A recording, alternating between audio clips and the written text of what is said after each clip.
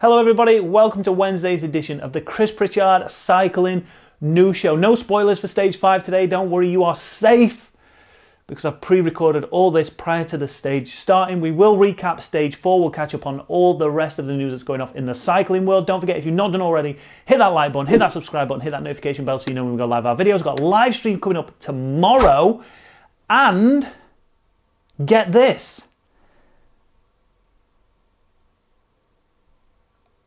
I'll be honest, I've not thought that through. I just said that without really having anything to say. So, yeah, let's crack on with the news. All right, first up, before we get into the news from the Giro and we find out who is now currently in the Maglia Rosa, I mean, that could have changed today, but as of recording this, well, Alessandro De Marchi's in it, but we'll talk about it shortly. First up, let's talk about this story coming from the ASO and Christian Prudhomme as the women are going to get their first edition of the Tour de France in over 30 years.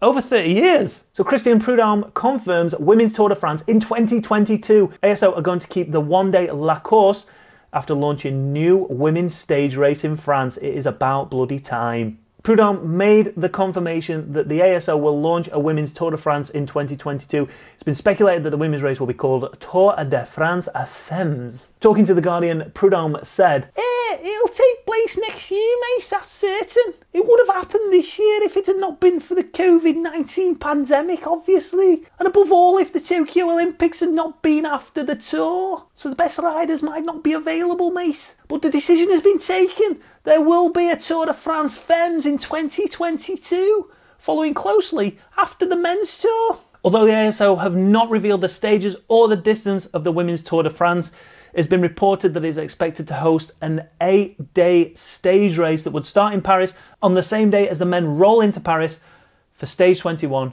of the Tour de France on the Champs-Élysées. Prudhomme also stated the obvious, really, that the new version of the Women's Tour de France will only be successful if it has strong financial stability. No shit, Sherlock. In my view, mate, you have to put to one side the idea of parity between men and women. Why? Because there's a reason why the race only lasts for 6 years, and that was a lack of economic balance. What we want to do is create a race that will stay the course, that will be set up and stand the test of time. What that means is that the race cannot lose money. Now that is going to be one tasty stage race. Leave your comments down below. What do you think of a women's Tour de France? Do you think they should be going the full distance, 21 stages just like the men? Or do you think they just need to build it up slowly? Like I say, the Tour de France hasn't been held for women for over 30 years. So this is, again, that first step in hopefully creating a long-lasting legacy of the Tour de France for the women, just like the men have got. And then hopefully in a couple of years' time, we're going to be looking at a full-blown Grand Tour for the women, 21 stages, and then we're going to extend that out to the Giro, La Vuelta. Everyone's going to be happy. There's going to be racing non-stop all year bloody round. But leave your comments down below and let me know what you think to the Women's Tour de France coming for 2022. Ish. Next up, now it's rare that I talk about brand new bikes launching, but this one got me all wet. What? The brand new Canyon Grizzle is a brand new gravel bike launched by Canyon, which is readily available now, which you can't say for a lot of bikes at the minute. Now the Grizzle is going to sit alongside the Grail. I actually did a review on the Grail. Again, very rare that I do a review, but I did one on the Grail. Bloody loved it. But that picture there, that is what's selling it to me. That looks sensational, doesn't it?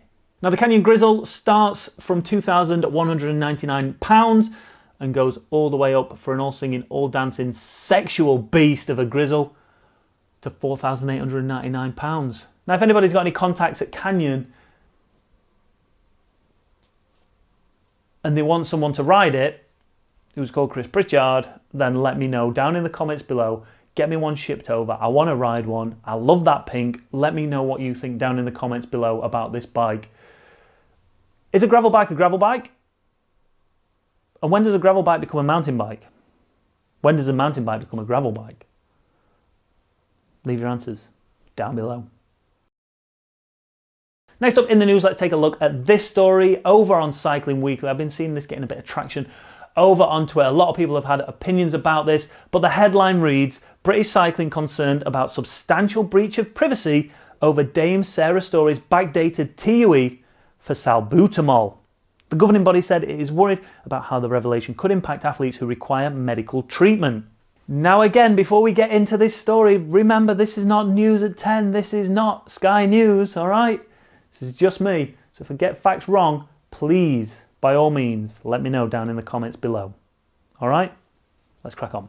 So on Monday, May the 10th, the Times newspaper revealed that the 14-time Paralympic gold medalist Sarah Storey had been issued with a retroactive therapeutic use exemption after returning an adverse analytical finding for the asthma medication during the London Games. Now, salbutamol is considered to be a performance-enhancing substance in high doses by WADA, but athletes can apply for an exemption for medical reasons.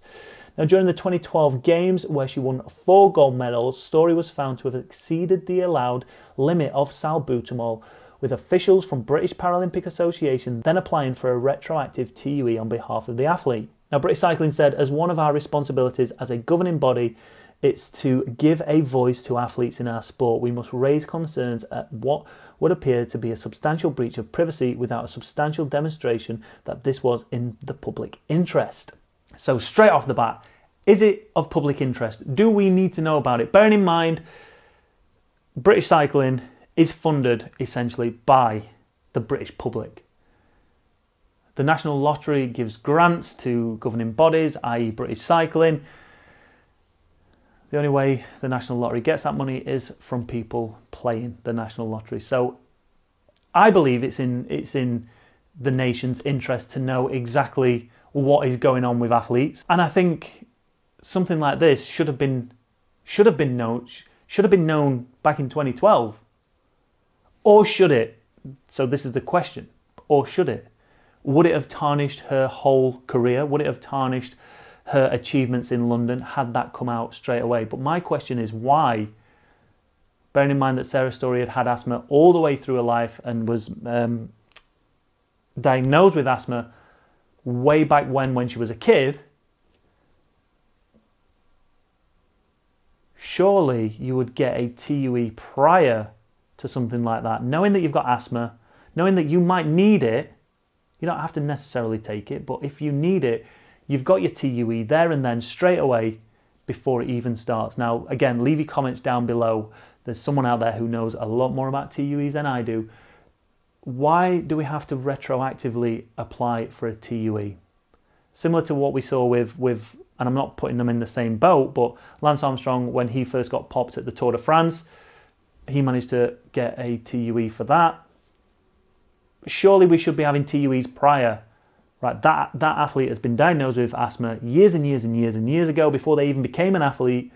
So, you know, they're entitled to a TUE to have a certain amount of this in them. Or would they push the limit of that regardless? Whether they had the asthma, they've got the TUE, so I may as well take it. Athletes are responsible for themselves. I remember that being drilled into us. If you're taking a substance that you don't know what's in it, whether that's a health supplement, a recovery shake, whatever it might be, it's your responsibility to make sure that that's clean. It's your responsibility to make sure that there's nothing in there that is going to come back with an adverse analytical finding if you were to get dope tested, right? Taking an inhaler on straight away, you should be thinking, this has got a banned substance in it. I know that this has a banned substance, but I'm struggling to breathe here. So I'm going to take it and then I'm going to tell them that I've taken it and then I'm going to make sure that I'm in the clear. I've not taken it for any performance enhancing capabilities. I've taken it because if I'd not taken it then, I might have actually died. Do you know what I mean? So I guess leave your comments down below on this one. What do you think about finding out almost 10 years later that a rider of that stature applied for a retroactive TUE to allow her to have claimed those gold medals? I don't know how I feel about it. I don't know how I feel about that one. Or is it just another unravelling of the British cycling system that's all smoke and mirrors? I don't know. And I'm sitting totally on the fence on that one. Leave your comments down below and let me know what you think on the privacy of it, on the ethicalness of it, and what your opinion is of the story as a whole. Leave your comments down below. And then finally, let's move on to the Giro d'Italia. Stage 4 was yesterday. Cracking stage, horrible weather. A lot of the GC contenders started to struggle. Is that something we're going to see for the rest of the 3 weeks? Are we going to see riders not on the form that they thought they were? Or was that simply down to that weather? A lot of the riders, João Almeida got kicked. Obviously, Filippo Ganna was his last day in the Maglia Rosa, and we kind of expected that. And when it came to the finish of the main GC contenders, who were 1 minute 37 down from the eventual winner, Joe Dombrowski, there was only 5 of them there. Egan Bernal was up there, Vlasov was up there, Hugh Carthy, Mikel Landa, and Giulio Ciccone. A further 10 seconds behind them was another group containing Remco Evenepoel, Simon Yates, Romain Bardet, Dan Martin, Davide Formolo, Alberto Bettiol, and Damiano Caruso. But the day did belong to Joe Dombrowski. He attacked with about 3.5 kilometers to go. Mikel Landa attacked from the peloton group with 2.7 kilometers to go to try and catch Giulio Ciccone, which he would do eventually, as would the rest of the riders. There you go, right on cue, boom. Hugh Carthy fighting to stay on Egan Bernal's wheel, as was Vlasov, and the rest of the GC contenders struggling to keep up with these 5 riders. But like I said, Joe Dombrowski took victory, and in second place was Alessandro Di Marchi, who would don the Maglia Rosa. Stage 5 is pan flat. It's going to be a bunch sprint, no doubt about that. So 0 changes, I dare say, for the GC, but you never know. Anything could happen. But hopefully, as the riders run in, everyone makes it to the finish line, and we'll see what happens on stage 6. And that's the news for today. Leave your comments down below on everything we've talked about. Let me know your thoughts and feelings. If anybody wants to call me a bell end, then feel free. It seems to be the topic of conversation at the minute.